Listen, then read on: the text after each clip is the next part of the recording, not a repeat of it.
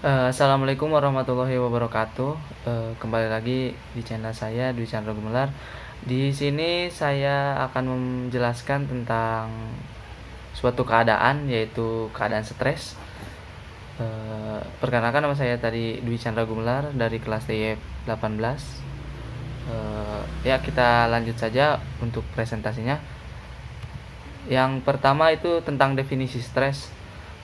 Yang saya cari-cari dan saya simpulkan bahwa stres adalah gangguan yang dirasakan seseorang secara mental akibat adanya tekanan. Biasanya individu tersebut tidak bisa memenuhi kebutuhan yang dia inginkan. Tekanan yang dirasakan biasanya dari dalam diri sendiri serta juga dari lingkungan sekitar. Jadi menurut saya itu definisi stres itu tekanan gitu. Jadi kita tuh selalu berpikir bahwa kita harus seperti ini, tapi akhirnya kita tidak dapat mencapainya gitu. Jadi sebuah bumerang bagi kita semua gitu. Untuk keinginan boleh, tapi jangan sampai terlalu harus terjadi. Jadi kita membuat kita tuh kayak terganggu gitu. Kita tuh harus terus ayo, harus itu, tapi akhirnya kita tidak bisa mendapatkannya atau melakukannya. Jadi tertekan kitanya, jadi tidak bisa berpikir jernih. Untuk slide yang kedua ada penyebab tumbuhnya stres. Jadi saya cari-cari ada 3, yaitu ada katastrofi, adalah kejadian yang terjadi secara tiba-tiba dan kejadian tersebut tidak dapat diprediksi. Contohnya itu bencana alam, bumi, gempa bumi, banjir, longsor, dan peperangan. Jadi kalau kita mengalami hal-hal tersebut, kita juga termasuk stres gitu, tapi stresnya itu secara tiba-tiba gitu. Kalau misalnya kita terjadi bencana, mungkin kan kita kayak terdiam, kita mau tinggal di mana, nanti mau kayak gimana, mungkin seperti itu. Terus ada perubahan kehidupan.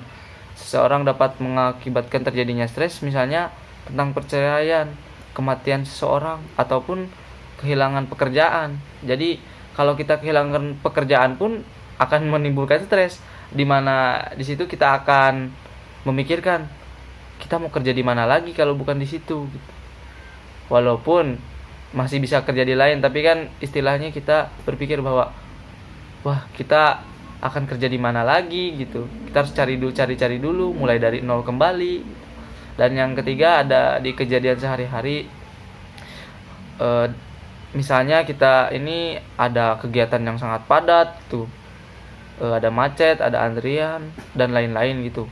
Jadi kalau kegiatan kita rutinitas itu padat, seperti sudah terjadwal, misalnya Senin, Selasa, sampai Minggu, hayo diulang-ulang terus untuk bekerja, kuliah, traveling, atau enggak traveling sih, traveling kan hitungannya liburan ya. Jadi kerja terus menerus gitu, Senin sampai Minggu ketemu lagi gitu, terus-terusan, mungkin jadinya jenuh gitu. Jadi kita tidak dapat mengekspresikan apa yang kita inginkan gitu. Dan untuk slide selanjutnya ada tips pencegahan stres. Jadi ini ada yang saya simpulkan juga tentang selalu berpikir positif. Kalau selalu berpikir positif itu kita tuh harus selalu berpikir ya pasti kita bisa, jangan selalu berpikiran negatif gitu.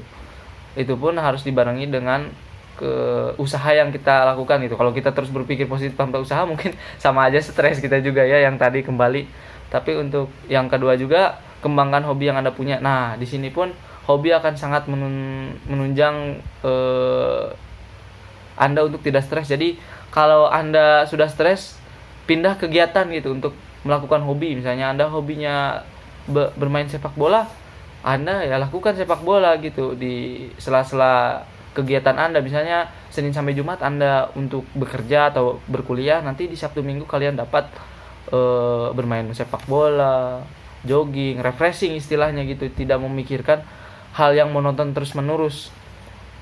Jadi yang ketiga itu ada selalu menyadari kekurangan sendiri. Nah, di sini pun kita tuh harus sadar bahwa kita juga bukan manusia yang sempurna gitu. Ada kekurangannya gitu. Jadi kita tuh selalu jangan melihat kekurangannya kita diri sendiri, tapi lihatlah kelebihan yang kita punya gitu.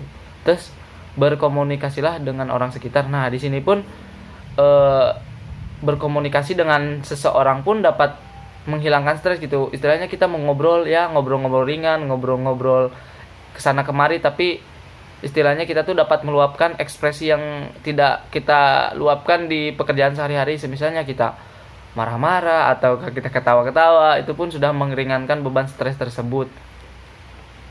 Jadi stres itu munculnya akibat ya kita selalu memikirkan hal itu terus-menerus gitu. Jadi akhirnya kita pun jadi terpikiri dan terbebani gitu. Jadi kalau kita dapat berkomunikasi dengan orang lain, membagi cerita lah istilahnya, kalau Anda mempunyai teman hidup atau teman yang dapat dipercaya untuk menjaga rahasia Anda gitu, mungkin Anda insya Allah akan dijauhkan dari yang namanya stres.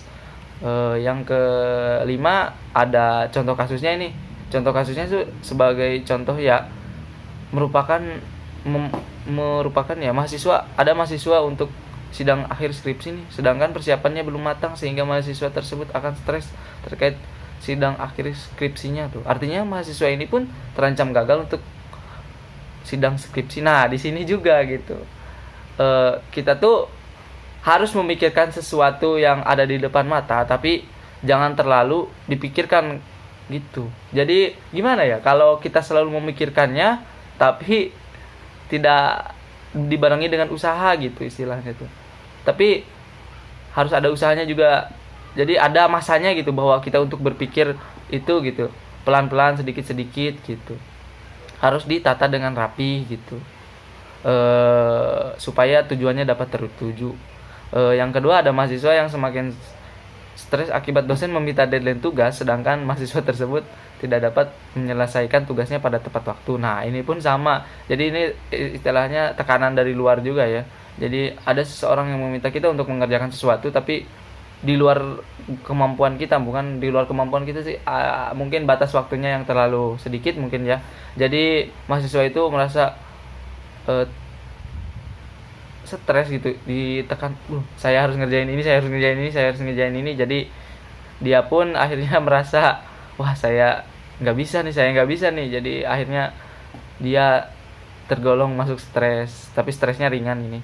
Dan yang terakhir, slide penutup ya, stres merupakan hal yang wajar dialami oleh manusia.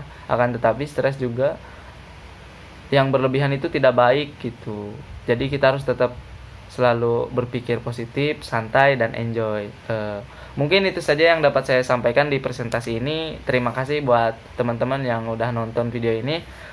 Kurang lebihnya saya minta maaf. Wassalamualaikum warahmatullahi wabarakatuh.